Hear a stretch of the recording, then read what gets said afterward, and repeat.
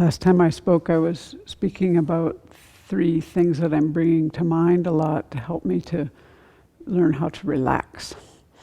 And those were seeing what's going on in my mind, if it has anything to do with expectations, hopes, or fears. And it was interesting for me to realize that each of those 3 are things that I'm often not aware of. I realized that while I was speaking last time. So obviously things you aren't aware of are going to be things that trip you up. But then I also had some time ago read this thing, I was about the 3 principal aspects of the path, and Rinpa Rinpoche was talking about, how in our tradition we see that we have to generate this renunciation in order to even generate bodhicitta, because it's like the basis of it. You wouldn't know what you were trying to free people from, and what suffering you were trying to free people from, if you don't understand the situation that we're in, and having this determination to be free from this situation that we're in. And so one thing he said there relates to this topic of expectations, and in my mind hopes, and it was something I wanted to, I don't know how, this is really something I'm just thinking about now, and so I kind of want to put it out there as, maybe you can think about this too and see what you think. And so he's explaining how this mind of bodhicitta is so precious, and that in order to generate it, we first have to know something about renunciation. But the way he explains that is this: one should first abandon the appearance or the expectations for this and future lives. Well, that's an interesting way to put it. Putting together appearances and expectations. Right there in my mind, that's the thing I've been pondering about, because let me explain a little bit more what he says. He says, one should first abandon the appearance or the expectations for this and future lives, and quickly and forcefully develop this determination to be free within oneself.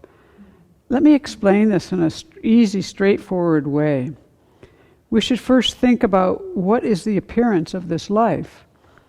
And then he says, it refers to a particular attitude of mind that wishes for the goodness of this life, such as career, recognition, expecting to accumulate a certain kind of wealth. And I was like, this is the last thing I kind of expected to hear. I never had put these things together in my mind at all.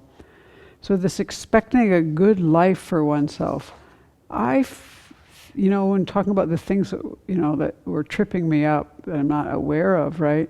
Well, this is really something that you have to hold this in the right way. I mean, you don't want to kind of go to this nihilistic place of life is suffering and just kind of like, what's the point?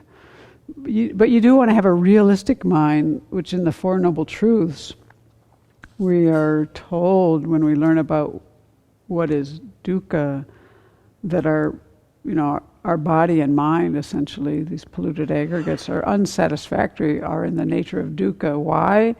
Because they're under the control of afflictions and karma. So when you see people that have little bumper stickers and this and that say, life is good, to me that's as unrealistic as saying nothing matters. It's like there are these 2 extremes. Within life there's the goodness, right? And our lives have a huge purpose. But as Khyentse Jampa Tektrok made very clear when he was here years ago, it's not, he really what is the meaning of our life? It's not who we are, it's what we can do with it. And so that takes us out of kind of like the ego and the identity and all that places where we get tripped up, and puts us right into our life has a great purpose. And so if one of our purposes is to develop renunciation and bodhicitta, and at the same time we're getting completely bummed out when life isn't so good, well, we're not so realistic. We haven't really seen what the Buddha was saying in terms of what is it that we are renouncing. We're renouncing this unsatisfactory situation that we're in. And part of that is related, and this is where, I have to think this out more for myself. recognizing the attitude that binds you to this life. That's what he calls this appearance, these expectations that we have, this attitude that binds us to this life. So for me, where I put this together is I was having a little hard time defining, when I was thinking about expectations, hopes, and fears. Hopes. The hopes that we use that word, I think, in a very positive way, but we also use it in a way that actually, I would say, is more craving. And we are studying the 16 aspects of the Four Noble Truths sometimes. Craving and karma are the causes of dukkha. They're the origins, they're the strong producers, they're the conditions. So in my mind, that's what it seems like to me. When I have certain kinds of hopes, I actually think what's underneath them is a kind of craving. And that I wanted to be able to discern better. I would never put these things together with what I think of as the appearances of this life. But that's the question I leave with you. You have to kind of look in your own mind and find these things, and then clean out the ones that need to go and strengthen the ones that need to stay.